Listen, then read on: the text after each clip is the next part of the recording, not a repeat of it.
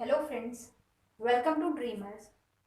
आज के वीडियो में हम डिस्कस करने वाले हैं मेंस्ट्रुअल साइकिल के बारे में। जैसा कि मैंने मेरे प्रीवियस वीडियो में बताया था कि नेक्स्ट टॉपिक जो है वो मेंस्ट्रुअल साइकिल रहेगा।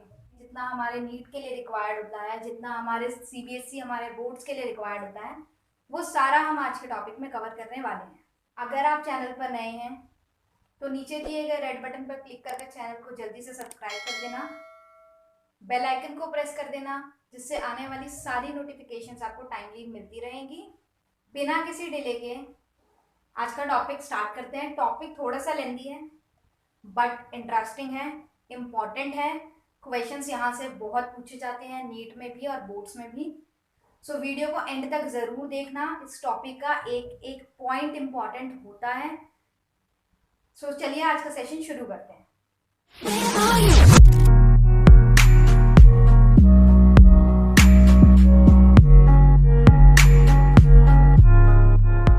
मेंस्ट्रुअल साइकिल, सबसे पहले तो हमें यही पता होना चाहिए ना कि मेंस्ट्रुअल साइकिल होती क्या है, क्यों हमें इसे पढ़ना है, इसमें ऐसा क्या है जो ये हमारे लिए ज़रूरी है। मेंस्ट्रुअल साइकिल बॉडी फिनोमेना है, हमें एटलीस्ट हमारी बॉडी की नॉलेज तो होनी चाहिए, इसलिए ये टॉपिक इंट्रोड्यूस्ड होता है। Plus exam point of view से इंपॉर्टेंट तो होता है, जैसा कि मैंने थोड़ी देर पहले बताया था। बेसिक सी डेफिनेशन अगर मैं आपको मेंस्ट्रुअल साइकिल की दूं तो सबसे पहली चीज हमें जो पता होनी चाहिए, मेंस्ट्रुअल साइकिल का फिनोमेना हमें फीमेल्स में देखने को मिलता है, लेडीज में, गर्ल्स में, मतलब महिलाओं में, सिंपली फीमेल्स में मेंस्ट्रुअल साइकिल देखी जाती है, मेल्स में मेंस्ट्रुअल साइकिल नहीं होती है। दूसरी चीज, फीमेल्स भी कैसी females, primate females, yes primates. जैसे कि रिप्रोडक्शन इन ऑर्गेनिज्म वाले चैप्टर में आपने देखा होगा, प्राइमेट्स और नॉन प्राइमेट्स दो तरीके के ऑर्गेनिज्म का क्लासिफिकेशन किया गया है। वहां पर बताया भी गया है कि नॉन प्राइमेट्स में क्या होती है, ईस्ट्रस साइकिल होती है, और प्राइमेट्स में मेंस्ट्रुअल साइकिल होती है। सो अब सवाल ये आता है, नॉन प्राइमेट्स क्या होते हैं और प्राइमेट्स क्या होते हैं। आपके ऑर्गेनिजम्स लाइक काउ, शिप, ये ऑर्गेनिजम्स आपके नॉन प्राइमेट्स में आते हैं। सो इनमें जो साइकिल देखी जाती है वो ईस्ट्रस साइकिल होती है। हमें अभी जो डिस्कस करना है वो मेंस्ट्रुअल साइकिल है, जो प्राइमेट्स में देखी जाती है। जैसे हम लोग ह्यूमन फीमेल्स प्राइमेट्स में आते हैं, है ना, हम पूरे ह्यूमन कैटेगरी प्राइमेट्स में आते हैं, तो ह्यूमन फीमेल्स में हमें मेंस्ट्रुअल साइकिल देखने को मिलती है।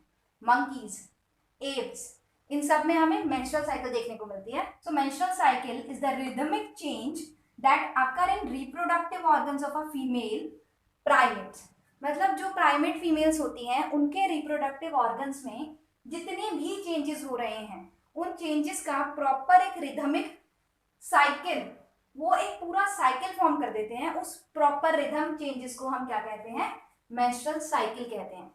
जितने भी इवेंट्स एक फीमेल के रिप्रोडक्टिव ऑर्गन्स में हो रहे हैं, उन सारे इवेंट्स को अगर हम कैटेगराइज करें और एक साइक्लिक फ्लो बना दें, तो उन सारे इवेंट्स को ही मिलाकर हम क्या कहते हैं, मेंस्ट्रुअल साइकिल कहते हैं। मेंस्ट्रुअल साइकिल का डेफिनेशन हमने देख लिया। अब हम मेंस्ट्रुअल साइकिल के ड्यूरेशन पर आते हैं। क्या टाइम पीरियड है, कब तक मेंस्ट्रुअल साइकिल होता है। सो मेंस्ट्रुअल साइकिल का जो ड्यूरेशन होता है दैट इज 28 और 29 डेज। 28 और 29 डेज वेरी करता है फीमेल्स के हिसाब से। किसी में 28 दिन का साइकिल होता है, किसी में 29 दिन का साइकिल हो जाता है। सो फीमेल पर डिपेंड करता है। आफ्टर एवरी 28 और 29 डेज साइकिल रिपीट करता है खुद को। सो एक एवरेज ड्यूरेशन जो हम लेकर चलते हैं मेंस्ट्रुअल साइकिल का, दैट इज 28 और 29 डेज।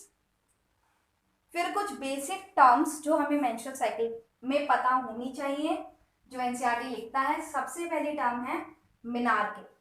मेनार्के क्या होता है, जब सबसे पहले प्यूबर्टी के टाइम पे किसी लड़की को, किसी फीमेल को पीरियड्स होते हैं, मतलब जो फर्स्ट ब्लीड हुआ है, वो पहला अपीयरेंस मेंस्ट्रुएशन का, उसी को हम मेनार्के कहते हैं। तो जब पहली बार मेंस्ट्रुअल साइकिल हुआ, उस पहली बार के मेंस्ट्रुअल साइकिल को ही हमने क्या कहा, मेनार्के का। प्यूबर्टी के टाइम पर होता है, इसलिए डेफिनेशन में भी लिखा है एट प्यूबर्टी। दूसरा टर्म जो आता है वो है मीनोपॉज। अब पॉज का तो मतलब सिंपली हमें पता है रुकना।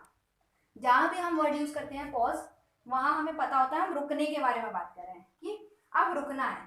तो यहाँ भी वही चीज है, मीनोपॉज का मतलब है कि अब प्रोसेस को रुकना है, मेंस्ट्रुअल साइकिल रुक जाएगा। सो वो पीरियड जब मेंस्ट्रुअल साइकिल पूरी तरह से रुक जाएगा, कि परमानेंटली स्टॉप हो गया। एक तो होता है देखो इरेगुलर हो जाना, किसी किसी फीमेल में क्या होता है साइकिल इरेगुलर हो जाता है, होना चाहिए एवरी मंथ, किसी में 2 महीने हुआ फिर अगेन 1 महीने का गैप आ गया, फिर 2 महीने हुआ फिर 1 महीने का गैप आ गया, दैट इज इरेगुलरिटी, उसे स्टॉपिंग नहीं कहते, वहां पर वो रुका नहीं है, बस प्रोसेस इरेगुलर हुआ है। वो किसी भी मतलब कॉम्प्लिकेशन की वजह से हो सकता है, मे बी कोई डिजीज्ड कंडीशन हो, पॉसिबिलिटी है कोई हार्मोनल चेंजेस हो, वैसा हो सकता है। बट जब मीनोपॉज हो रहा है तो मीनोपॉज में क्या होगा, परमानेंटली स्टॉप हो जाएगा, अब प्रोसेस पूरी तरीके से रुक गया है, अब वो दोबारा रीअकरेंस में नहीं आएगा, अब वो दोबारा नहीं होगा। तो वो पीरियड, वो फेज जब मेंस्ट्रुअल साइकिल पूरी तरीके से रुक जाएगा, अब दोबारा कोई साइकिल नहीं होगी, उसको हम कहते हैं मीनोपॉज। मीनोपॉज अप्रोक्सीमेटली कब होगा, जैसे मीनार के प्यूबर्टी में हो रहा है, एक टाइम पीरियड है कि कब शुरू हुआ तो खत्म होगा, उसका भी एक टाइम पीरियड होगा। तो जो एवरेज ड्यूरेशन, जो अप्रोक्स एज हम मानकर चलते हैं फीमेल्स में, that is approximately 45 to 50 years. 45 से 50 साल की उम्र तक आते आते फीमेल्स में मेंस्ट्रुअल साइकिल का प्रोसेस रुक जाता है। ये एवरेज एज है, कहीं कहीं आपको 50 to 55 भी देखने को मिलेगा। सो वो कई बार बुक्स के हिसाब से वेरी कर जाता है, बट हमें 45 to 50 ही फॉलो करते हुए जाना है। नेक्स्ट अब जो हमें डिस्कस करने हैं phases of menstrual cycle. Phases of menstrual cycle को हम 2 तरीके से डिस्कस करेंगे। पहला तो सिंपल पॉइंट्स के फॉर्म में, जो लैंग्वेज लिखने के लिए हमें चाहिए होती है, और दूसरा ग्राफ के फॉर्म में, जो एनसीईआरटी ने समझाया हुआ है और वो ग्राफ समझना इम्पॉर्टेंट है। सबसे पहले हम इस फॉर्मेट में डिस्कस कर लेते हैं। मेंस्ट्रुअल साइकिल के फेजेस की बात करूं तो 4 फेजेस होते हैं। पहला फेज मेंस्ट्रुअल फेज, दूसरा फेज फॉलिकुलर फेज, तीसरा फेज ओव्यूलेटरी फेज, और चौथा फेज आता है ल्यूटियल फेज। एक एक कर हम सारे फेजेस को डिस्कस करने वाले हैं। सबसे पहले आता है मेंस्ट्रुअल फेज। मेंस्ट्रुअल फेज मतलब वो फेज जिसमें ब्लीडिंग होने वाली है, जिसमें ब्लीडिंग होगी, जिसमें मेंस्ट्रुएशन होगा। तो मेंस्ट्रुअल फेज में क्या क्या इवेंट्स होंगे, क्या क्या होगा उस टाइम पर जब ये फेज चल रहा होगा। तब मेंस्ट्रुअल फेज में देखो, सबसे पहले तो एंडोमेट्रियम ब्रेक करेगा। हमें पता है यूट्रस में 3 लेयर होती हैं, पेरीमेट्रियम, मायोमेट्रियम और एंडोमेट्रियम। तो जो इनरमोस्ट लाइनिंग है यूट्रस की, एंडोमेट्रियम, उस एंडोमेट्रियम पे जो सॉफ्ट टिश्यूज डेवलप हुए थे, जो उसकी ग्रोथ हुई थी, वो सारी ब्रेक डाउन हो जाएगी। तो एंडोमेट्रियम लाइनिंग ब्रेक करेगी। वो एंडोमेट्रियम लाइनिंग के ब्रेक होने की वजह से क्या होगी, ब्लीडिंग होगी। जब ब्लीडिंग होगी तो उस ब्लीडिंग के साथ अनफर्टिलाइज्ड एग और जो सॉफ्ट टिश्यूज वहां पर टूटे थे, वो डिस्चार्ज की फॉर्म में विजाइना के थ्रू बाहर निकल जाएंगे। अनफर्टिलाइज्ड है ना, मेंस्ट्रुएशन तभी होगा जब एग फर्टिलाइज नहीं होगा, इस बात का ध्यान देना है। कब होगा मेंस्ट्रुएशन, जब एग फर्टिलाइज नहीं होगा। तो अनफर्टिलाइज्ड एग डिस्चार्ज के थ्रू बॉडी से बाहर निकल जाएगा। कितने टाइम तक चलता है ये मेंस्ट्रुएशन फेज, तो ये फीमेल टू फीमेल वेरी करता है। जो एवरेज एनसीईआरटी लेती है that is 3 to 5 days only. 3 से 5 दिन तक के लिए ही आपको मेंस्ट्रुएशन फेज देखने को मिलेगा। किसी किसी फीमेल में ये 7 डेज का भी चलता है। सो ये वेरी करता है, अगेन आई सेड हमें अप्रोक्सीमेटली 3 to 5 डेज लेकर चलना है। दूसरा फेज आता है फॉलिकुलर फेज। फॉलिकुलर फेज को हम प्रोलिफरेटिव फेज भी कहते हैं, क्योंकि यहाँ पर प्लोरिफरेशन होगा सेल्स का।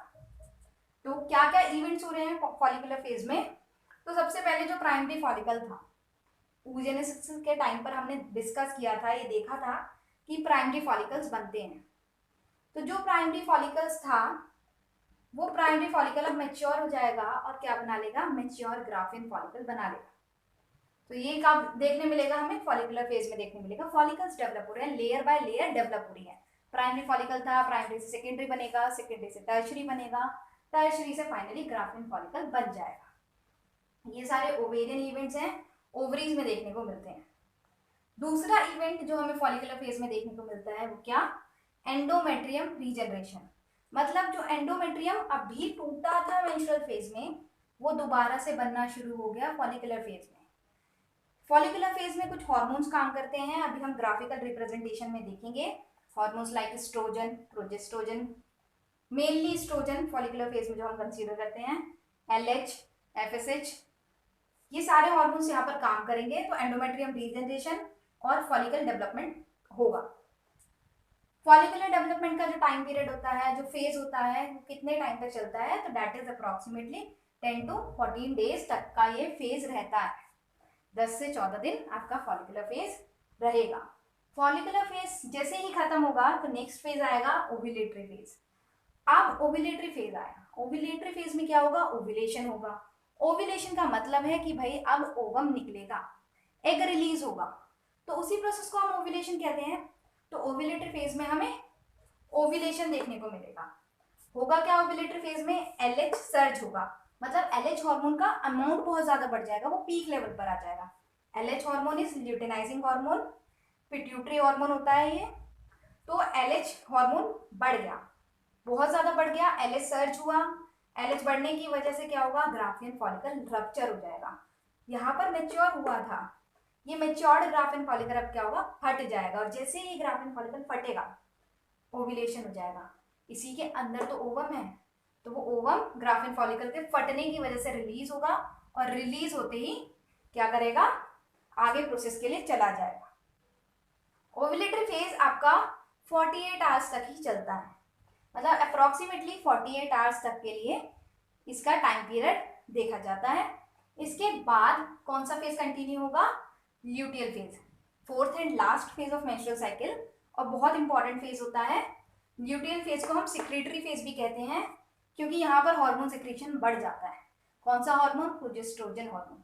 जो प्रोजेस्टेरोन हार्मोन है उसका सिक्रीशन बहुत ज्यादा होता है। क्यों होता है अभी हम डिस्कस करेंगे। तो होता क्या है ल्यूटियल फेज में, कॉर्पस ल्यूटियम बना। देखो कॉर्पस ल्यूटियम कैसे बना, ये ग्राफियन फॉलिकल फटा था, ये ग्राफियन फॉलिकल फटा था। जैसे मान लो ये ग्राफियन फॉलिकल है, इसके अंदर क्या है, ओवम है। जैसे ही ये ग्राफियन फॉलिकल फटा और ये ओवम यहाँ से रिलीज हो गया, तो ये रप्चर्ड ग्राफियन फॉलिकल की मेम्ब्रेन, ये फॉलिकल तो बच जाएगा ना, ओवम रिलीज हो गया, तो ये जो अब इसका पार्ट बच गया, जो ये रप्चर्ड ग्राफियन फॉलिकल था, यही आपका क्या बना लेता है, ये आपका बना लेता है कॉर्पस ल्यूटियम, और इसी से कॉर्पस ल्यूटियम बन गया। अब कॉर्पस ल्यूटियम बना, कॉर्पस ल्यूटियम बनने से देखो होगा क्या, प्रोजेस्टेरोन का अमाउंट बढ़ जाएगा, क्योंकि कॉर्पस ल्यूटियम रिलीज करता है progesterone. It act as a endocrine gland at that time, ये फंक्शन करेगा और इसकी वजह से प्रोजेस्टेरोन का रिलीज ज्यादा हो जाएगा, प्रोजेस्टेरोन का सिक्रीशन ज्यादा हो जाएगा बॉडी में। अब कॉर्पस ल्यूटियम बनने पर देखो दो चीजें हो सकती हैं। अगर ल्यूटियल फेज आया उसके बाद फर्टिलाइजेशन हो गया, फर्टिलाइजेशन का प्रोसेस हुआ, तो ये कॉर्पस ल्यूटियम रह जाएगा, क्योंकि इसे क्या करना है, प्रोजेस्टेरोन बढ़ाए रखना है। प्रोजेस्टेरोन बढ़ने से क्या होगा, थिकनिंग ऑफ एंडोमेट्रियम, मतलब जो एंडोमेट्रियम बना था वो बना रहेगा, वो ब्रेक डाउन नहीं होगा। जो कॉर्पस ल्यूटियम बना था उसकी वजह से एंडोमेट्रियम थिकनिंग रह जाएगी, एंडोमेट्रियम परसिस्ट रहेगा जब तक प्रोजेस्टेरोन रहेगा, क्योंकि एंडोमेट्रियम की थिकनिंग मेंटेन करने में प्रोजेस्टेरोन हार्मोन ही हेल्प करता है। तो कॉर्पस ल्यूटियम की वजह से एंडोमेट्रियम थिकनिंग रहेगी तब तक जब तक कॉर्पस ल्यूटियम रहेगा।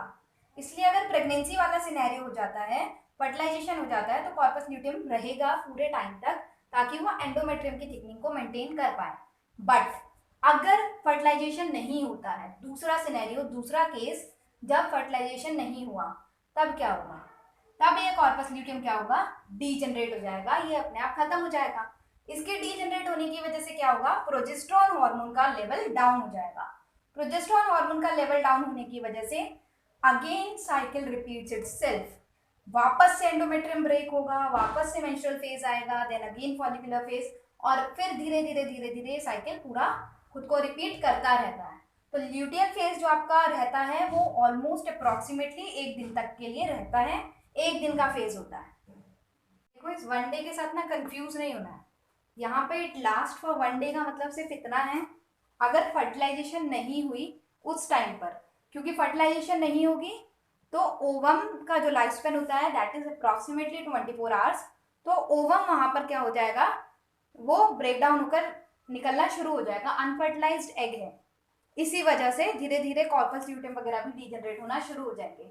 वैसे अगर आप ग्राफिकल रिप्रेजेंटेशन में देखोगे तो डेज का डिस्ट्रीब्यूशन बहुत अच्छे से किया हुआ है, हार्मोन लेवल का डिस्ट्रीब्यूशन बहुत अच्छे से किया हुआ है।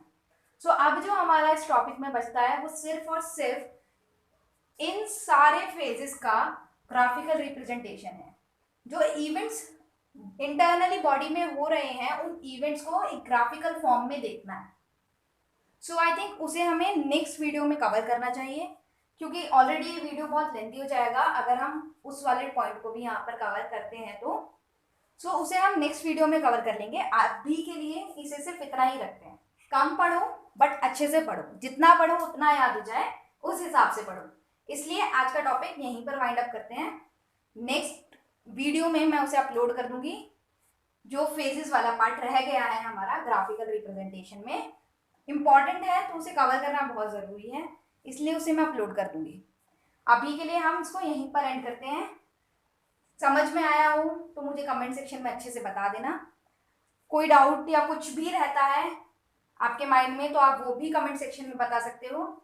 अदरवाइज आप मुझे मेरे टेलीग्राम पर भी जो कनेक्ट कर सकते हो, आप वहाँ पर भी मुझे बता सकते हो। मेरा टेलीग्राम का लिंक है t.me/dreamers-biology।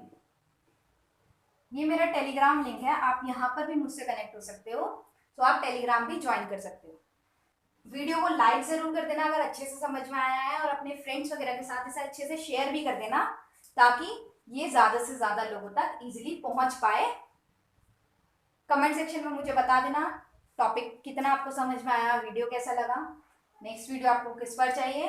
ग्राफिकल वाला पोर्शन हम जल्द से जल्द कवर कर लेंगे। चैनल को सब्सक्राइब करना मत भूलना अगर आप चैनल पर नए हो।